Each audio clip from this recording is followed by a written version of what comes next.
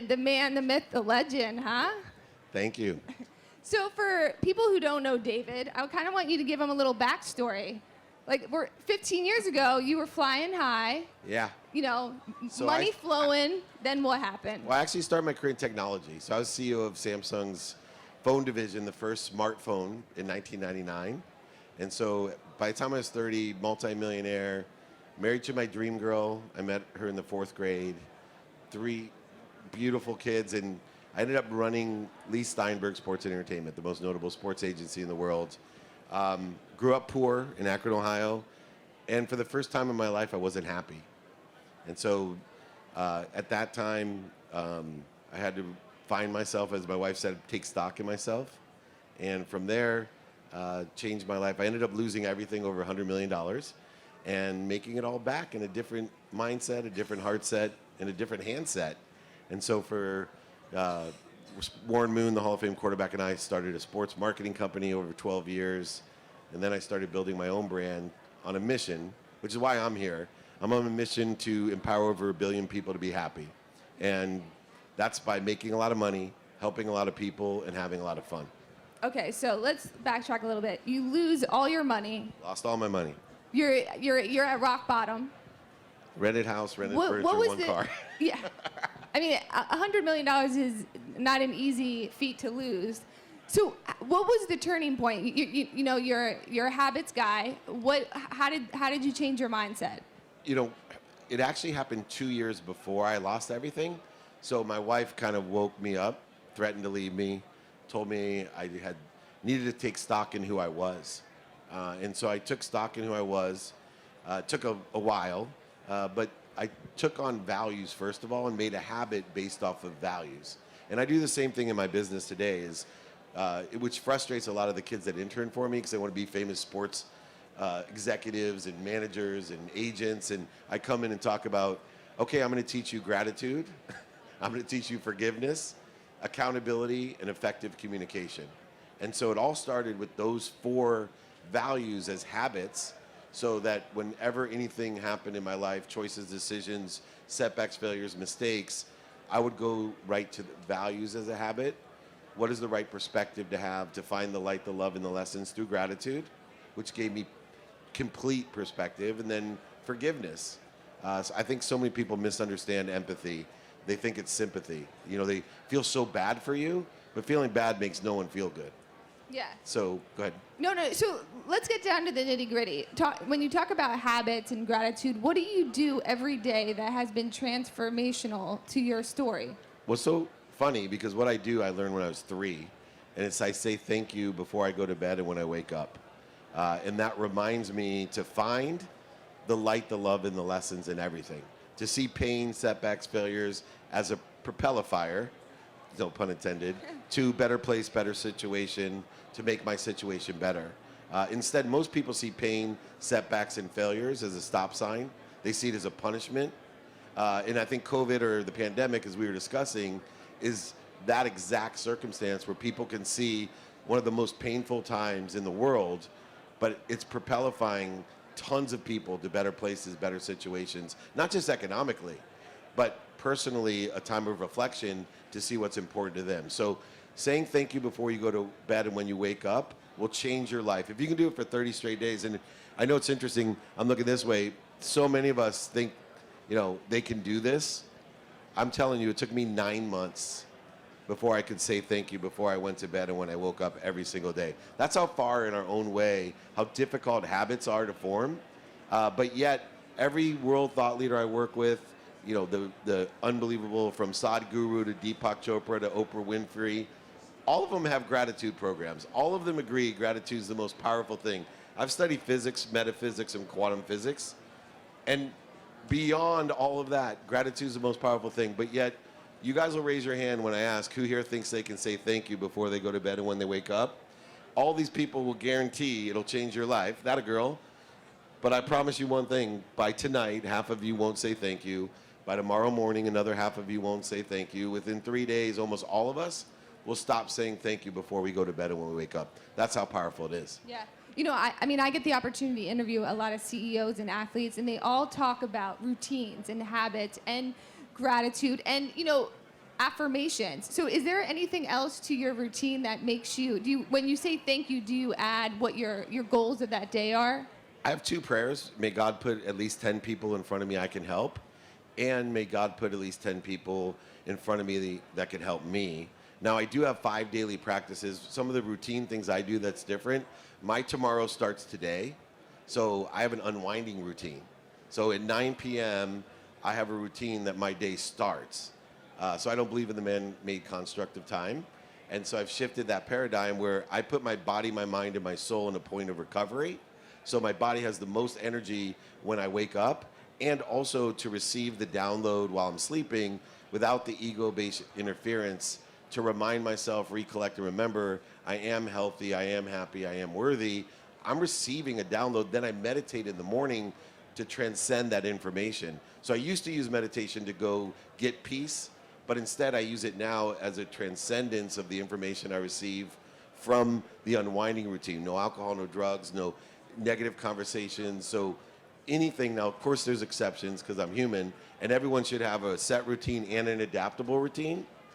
The adaptable routine is based on your non-negotiables. I find it really interesting. When I ask really successful people, what are their non-negotiables, they know immediately. They'll say, my health, my family, and activity I get paid for. My health, my family, throwing passes, catching balls, whatever it may be. When I ask someone that's not where they want to be, I'll say, what are the non-negotiables in your life? I don't know. What are you doing today? I don't know. So you need to create these different habits. My habits are knowing my what I want personally, experientially, giving and receiving, who can help me, who I can help, how to get it done efficiently, effectively, with statistically success, and most importantly, another indicator is those that prioritize. Know your now. If you know what to do now, then you've already done the inventory of your what, your who, and your how. So many people are searching for their why. Why is not something to search for. Why is something to apply. So for me, knowing my why is applying my why to the what, the who, the how, and the now of what activities I get paid for, I don't get paid for, I have planned, I don't have planned, or even my sleep. Yeah. So, David, I know you rub elbows with a lot of successful people. You interview them on your podcast. What do you think is the common theme that you're seeing in all of them? There's one common denominator from billionaires, millionaires, entrepreneurs, celebrities, athletes, and entertainers. They have a desire that they must be what they can be. They know that they already are happy, healthy, wealthy, and worthy. They are just fighting what they're doing to interfere with it. It's a different mindset that they must be what they can be, and they know what they can be. They believe bigger. I tell a story about Jeff Bezos. 25 years ago, talking to him in his garage, you can imagine him looking at me and saying, hey, I'm gonna be the richest man on earth. I'm gonna be a trillionaire someday. Now, I'm a toptimist. I'm the top of optimists. I would have laughed at him. I would have made fun of him. I would have mocked him and said, yeah, right, dude, you're selling books out of your garage. You're gonna be the richest man on earth? That's the difference between millionaires, billionaires, entrepreneurs, celebrities, athletes, and entertainers that have the spirit of excellence. It doesn't matter what I think. Yeah. You know, I interviewed The Rock, and he went into an agent. Wait, who's that? I know, right? And he said, this is before he was in any movies, he said, I want to be bigger than Will Smith. And the agent kind of looked at him, you know, like he was crazy. But that's what separates the 1% from, you know, people like myself. They have that dream, and they go for it. And implementing that, so my mission is to empower over 1 billion people to be happy. I'm walking a beach after my 12-year-old daughter told me that one of her friends committed suicide. I rebuilt my entire life. I have more money than I ever dreamed of. I can do whatever I want. And I was just struck walking the beach going, how is this happening? And then I came up, chills through me that this was my mission. I know how to teach people to make money, help people, and have fun. That's the secret to happiness. And I sat there and I'm like, how am I going to tell my wife after losing 100 million, making it back, that my mission in life now is to make people happy? She's literally going to throw me out. And yet, I did. And now it seems like crumbs to me. Sadhguru said, dude, why limit yourself to, you know, 1 billion? I'm empowering the entire world. And so I think that perspective of The Rock today, if you asked him, so now that you are bigger than Will Smith, yeah, what do you want next? He'll answer like that. Yeah. There'll be something else that he has already thought of. Yeah. But, you know, when you lost all that money, and we don't have to go into it, you had to have... You can. do you had to have inspiration to get you? Who was your inspiration? You know, you said your wife, but did you read books? Who was your kind of thought guru that you turned to? So, you know, for me, the distinction was motivation versus inspiration. I was always motivated. I got up, got back up, got started, got restarted. But I never really understood inspiration. So for me, I shifted to thought leaders. You know, it's ironic, but I watched the movie The Secret early on, and I laughed at my wife. I said, this is the biggest piece of crap movie. You can't sit there and dream about having a Ferrari. You don't know how, I came from nothing, 6 kids, a single mom who worked 2 jobs, packed my dinner in a paper bag. I know what it takes to go buy a Ferrari. I owned a Ferrari. You can't just sit in your chair. But then again, this was a seed. I started looking into Bob Proctor, Napoleon Hill, all of these great authors about the combination of conscious, I call it 3 laws I started studying. Number 1 law, which most people miss, the law of gravity. Most people don't say, I'm exactly where I'm supposed to be. I'm at the right place at the they start somewhere else. Where I started is the law of Goya. John Nasseroff, one of my mentors, a book that I read as well, said the law of Goya, get off your ass, right? That's what they're missing in the movie The Secret. So I have the law of gravity that says, look, this world's spinning, hurling at extraordinary speeds, but I must be at the right place at the perfect time. I have everything I need. I'm happy, I'm healthy, I'm wealthy, I'm worthy. Now I'm going to institute, from that basis, the law of Goya. I'm going to get off my ass. I must be what I can be. I'm going to enjoy the consistent everyday, persistent without quit, pursuit of my potential. Not what everybody else wants for me, not what's missing, not what I don't want, which is part of that mindset of Napoleon Hill and all these other people, Bob Proctor, Jack Canfield, all who I've written books with now, all who I sit on the Transformational Leadership Council. But then came the understanding of the law of attraction. And the law of attraction, I think, has been simplified to make a vision board, focus in on what you want, and it will come. It's not true. Not only do you have to have the law of gravity and the law of Goya combined, because there is a mathematical equation of faith. What you pay attention to, focus in on your vision boards, focus in on what you want, and give intention to what you think, say, we talked about the words, believe, do. That's how that we affect our quantum being. See, we're all built with different potentials, different strengths, different weaknesses that can be moved to different places and become different strengths and different weaknesses determined upon where you're at. But there's an unconscious competency that you have, and you can activate your potential by paying attention and giving intention to what the coincidences you want in your life. Attention plus intention equals the coincidences in your life. You want to be lucky? Pay attention to what you want, get off your ass, and give it intention, and those coincidences will occur. I know Alex is smirking over here. This guy took on, when I was the CEO of Samsung's phone division, all the big carriers and created VoIP. Nobody even knew what data was, voice over IP. Now he'll talk about later, MOIP, money over IP. You have to be able to have that mindset. Yeah. What percent of the population do you think have that mindset? Because, I mean, I'm sure there's people in the audience who are like, these people, you guys are crazy. What are you talking about? You know. I thought I was crazy. Yeah. I would have laughed at myself, 10, 15 years ago. Look, I think everyone at times, 100% of the people have a mindset at times. It's who stays or lives there, right? So I spend minutes or moments in ego-based consciousness. I spend minutes or moments. So I've created a habit of identifying when I'm in ego-based consciousness, when I have a need to be right, offended, separate, inferior, superior, anxious, frustrated, angry, guilty, worried. Talk about a waste of time. I mean, worrying is not only a waste of time, but it's wishing for what you don't want. So you're actually working against yourself. So when I can identify that, I would say, a majority of the people spend days, weeks, months, and years in ego-based consciousness. 100% of us have the right mindset because you already are happy, healthy, wealthy, worthy. It's what are you doing to interfere with what I'm talking about? What are you doing to interfere with it? Shift the paradigm. You don't have to go get healthy, wealthy, where you already are. You're created and connected to the greatest source, whatever you define it as. I don't care what your religions are. Whatever, you're created to the greatest source, an all-knowing, all-powerful source, literally. And what changed my life was someone said, Dave, do you know the way you feel about your kids? And I have 4 children, not as many as Alex before, 3 daughters. And I said, yeah, I'd do anything. I'd give anything. I know exactly how I feel. He said, imagine there's a source an all-powerful, all-knowing source. Unlike you, ignorant and humble, unlike you that doesn't know much, but pretends like they do, there's an all-knowing source that feels the same way about you that you feel about your children. That changed my life. David, who's your source? So I define it as source because I don't believe in separation. I grew up Jewish. My brother's a rabbi, so I understand dogmatic religion and believe in many tenets of many religions. I believe Jesus is our higher self, and I believe everyone here should pursue their own potential. You can define it as you ask. So my source is that infinite, all-knowing, unlimited energy that I know comes through me with appreciation. I add my value to it and give it away. And real quick, because I have to touch on this, my mom taught me the more I give, the more I receive. She forgot to teach me. She was a second grade teacher who worked 2 jobs, raised 6 kids. 5 of them all went to the Ivy Leagues, graduated summa cum laude. She forgot to teach me rule number 1. You need to receive. You need to ask for help. People ask me how I lost $100 million. I never asked anyone for help. I was a millionaire 9 months out of law school in the internet, sold our first business for $3.4 billion in 95. I thought I knew everything. I never asked anyone for help.